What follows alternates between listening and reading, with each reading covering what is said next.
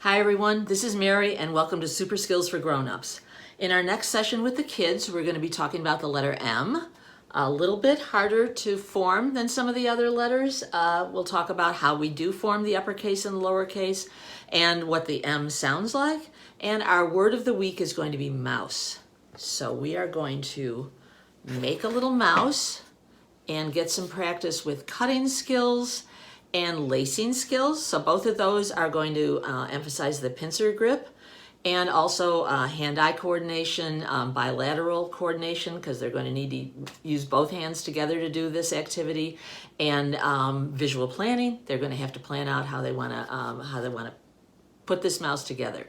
So before we talk about the mouse, I'll talk about our book of the week, which is a book called Motor Mouse. It's got 3 stories in it. It's written by Cynthia Rylant, and this is illustrated by Arthur Howard. We are going to be reading the first story, which is Motor Mouse is a mouse that has a delivery service. So he drives a little car, and he's got a friend named Telly. And in the first story, which is called The Friday Cake Day, he and Telly discover, much to their dismay, that the cake shop is closed and they can't get their usual Friday piece of cake. So what they decide to do about that is what the story is about. Cynthia Rylant is a great, very renowned children's author. She has written everything from young adult novels to elementary age novels, short stories, poetry, board books, picture books, readers, you name it, the gamut. She's written over 100 books. She's received the Newbery Award, which is the highest award in children's literature. A couple of the picture books have received Caldecott Awards, so she's really much decorated and much beloved. She bases a lot of her stories, not all of them, but a lot of her stories are based on her own childhood growing up in West Virginia. So they're interesting, they're very touching and moving. So here's another one of her picture books. It's called The Old Woman Who Named Things. In this one, she worked with Catherine Brown as an illustrator. It's about an old lady who's lost a lot of her friends and has become very reluctant to name anything other than inanimate objects because she's very worried that the people she loves have disappeared. But one day a little dog appears and challenges her thinking on that issue. So that's a great book. The way I got to know Rylant years ago was through my own children and through her readers, which for my kids, I actually read to them before they were able to read them themselves because the stories are good and the characters are good. And this series is Henry and Mudge. That's the first ones that my kids read that I read with them. They're illustrated by Susie Stevenson. And they're about a little boy named Henry who has a dog named Mudge, a big slobbery dog named Mudge. They have many adventures. And as I said, they're rewarding to read. There's all kinds of things that are interesting to kids that happen in them. And just, good morals, good stories, good characters. And there are many of these Henry and Mudge books. And in fact, there's a spin-off series when Henry's cousin Annie moves next door with her white bunny named Snowball. So there's a whole series of Annie and Snowball books as well. And another much beloved series from Rylant. And in this one, she works with Arthur Howard again, like she does in the Motor Mouse book. And this series is called Mr. Putter and Tabby. It's a man named Mr. Putter and his beloved cat. And they have a lot of adventures too. So there are many books in this series as well, much beloved by kids. And as I said, these books can really be enjoyed as stories and as books when your child gets to the point where they are starting to read and need simple books to read. These are great, but you can also read them with them now as storybooks. There's also, this is more recent, these are really, really, really beginning readers. It says pre-level 1. So these really are, they're very simple. They're Brownie and Pearl. So that's Pearl and her little cat. Actually, Pearl is the cat. Brownie is the girl. And very simple books, 1 sentence per page. So when your child is ready to start reading, these are nice for that purpose. And I'll finish up with, these are actually reissues of an older series called Poppleton. This is a city pig who moves to a small town in the country. And it's been reissued by Scholastic as a book in their Acorn series. Acorn is a series that they're more complex than readers. Okay, doesn't have a lot more words than a reader. Really no more words than the Henry and Mudge or the Mr. Putter books. But they're a little more complicated words. The sentence structure is a little more complicated. There are a lot more pages in this book than there are in the reader books. And so the Acorn books are like a bridge between readers for children who've become more proficient at reading. They're a bridge between readers and chapter books. Not as challenging as a chapter book, but more challenging than a reader. So if your child gets to that stage, then Poppleton is a great option for them. So that's Cynthia Rylant. I hope you get to know her books, and we'll move on to our little mouse. Okay, on to our mouse. So this little mouse is going to help your child practice cutting skills, gluing, obviously, and most importantly, lacing. This is going to be primarily a lacing activity. All of those activities are going to use your child's pincer grip skills, and also we'll work on hand-eye coordination because they need to look at what they're doing and coordinate that with the actions of their hands. Visual planning for the same reason. They're going to look at it and figure out the motions their hands will do. And bilateral coordination, because it's going to take two hands working together to put this little mouse together. Okay, and you are going to help them at various stages of the process. So what you will need is a ruler, an adult scissors, and a marker so that you can make nice dark outlines for your child to cut. Construction paper. I used gray for the mouse body and pink for the ears, and then I always use black and white for the eyes. You don't have to use these colors. It's up to you. You can use whatever color your child likes. You can make a fanciful mouse that's a bright color. And if you don't have colored paper, you can use white paper and just have your child color it with markers or crayons. One reason I use construction paper is that it is kind of a compromise. It's sturdy, but also flexible and soft enough to be able to stuff the mouse to make him a 3D mouse. So the other things you'll need are some yarn or string or thin ribbon, and I used black for the mouse's whiskers and yellow for the lacing part, but whatever colors you want to use are fine. And your child will need a glue stick or school glue, and your child will need a scissors, and you will need a hole punch. Okay, so I think that's it for materials.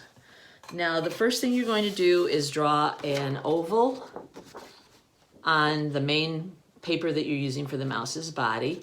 This is about 6 inches across, about a little over 7, maybe 7 1/4 down. And it's the shape of a hockey rink is really the way I think about it.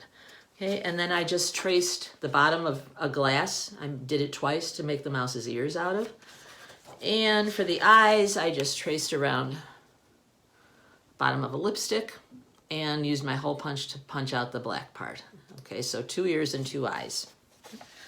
After you've got your oval cut out, your child can fold it in half.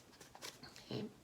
And then after it's folded in half, about 1/2 inch from that fold, you're going to want to fold it back the other direction. You can help your child do this. Same thing with the other side. So it's folded down 1/2 inch from the original fold, and then you'll flip it up. Okay, it's going to look kind of like a taco. All right, and what that does is give it a base to stand on that's sturdier than if you just used that original fold. It would be kind of tippy. Okay, and once you've got that done, you're going to use your hole punch to punch some holes that your child can lace through. If your child is super strong and can manage to work the hole punch, that's great. He can do it or she can do it. If otherwise, you do it. And the first one down here and the last one over here are going to be punched through all 4 layers of the paper. The rest of them are just going to be punched through the 2 layers. I would make them a good, at least 1/8 of an inch, maybe more like, I don't know, 2 or 3/8 probably from the edge so they don't pull through. And I did, I think, about a dozen, but you know, you can space them out however you'd like. Do 10. I did them maybe a little less than 1/2 an inch apart. You can just eyeball it. It doesn't really matter if they're that even, or it doesn't matter how many there are that much, okay? So once you've got that done, then you're gonna take some yarn. I had about 30 inches here. You might wanna make it a little bit less if your child has a hard time handling that much. I wrapped some tape around one end so it's not going to unravel, and it gives your child a little bit of a sharper, sturdier surface to poke through the holes. And then the first thing your child will do is poke that through the first hole, bring it almost all the way through, let maybe 5 or 6 inches, 5 inches hang down, and then your child will, let's make a little knot here, loop the short end over the long end, pull it through, and then tighten it. Not super tight, but firm. Okay, and let's do it again so that we have a double knot. All right, and I'm a little hard to do this while holding it up with one hand, but there we go. All right, so then we've got kind of a loose double knot here, and that is going to be our mouse's tail. All right, and then we'll take the end we've got the tape around and have your child pull it through one of the holes, okay? There we go. And then we're going to do the same thing again to the next hole. Okay. We'll try and keep that tail out of the way. Okay. And this is, I don't know if you were a sewer, you know this is called an overcast stitch. It's going to go over and over and over the edge. If your child is more comfortable doing a running stitch, which is that they go in one hole and out the other, like this, that's fine too. It's just as good. It's going to close it up like we want it closed, and it's just a question of preference. So if that's what your child's more comfortable with, that's fine too. So, but for now, I'm going to use this overcast stitch, and okay, when I've got it about halfway stitched up is when I'm going to start to stuff it. Oh, and I never mentioned you need something to stuff it with, sorry. I used cotton balls. You can use loose cotton, batting, gauze, Kleenex, a paper towel that you shred a little bit. Anyway, once you're stitched up this much, about halfway, your child can take some, whatever you're using to stuff it with, and just stuff, okay? And that's going to be the mouse's body, all right? So once it seems full enough, then your child can start stitching again, okay, and finish sewing it up.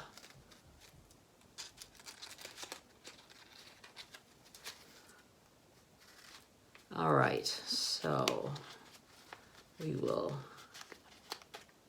continue to pull this through. You may need to tug a tiny bit on the top to make sure it's snug, like that's pulling apart a little bit, so I'm gonna tighten those up. And your child can continue to stitch, and when he gets to the last one, he or she can pull that last stitch through, and then if you're a sewer, you know you're going to kind of, let's do it again, go through that same one again, leave a little loop at the end, and push your thread through that again, your yarn, all right? Let's do it one more time to make sure. pull it through. We're going to leave that loop and pull our yarn through it. Okay, so that's pretty secure. We can then trim it. You can hold it, have your child snip it. And the next thing we're going to do is give the mouse his little whiskers. So these are 2 pieces of yarn about 5 inches, maybe 6 inches long.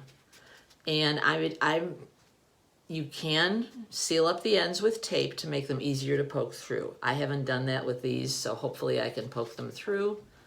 I'm going to do them both at once. Your child, I'm hoping, should be able to do this.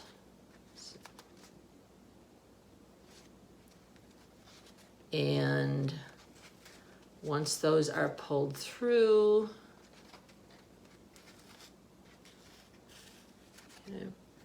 you can even them up. Then just do your child under your guidance, or if it's too challenging, you can do it. Just do a knot, just tie them. Okay, you can do it once or you can do it twice if you want him to have kind of a more bulby nose. There we go. So those are your mouse's little whiskers. Okay. Then your child can put together the eyes using a glue stick or school glue, either one.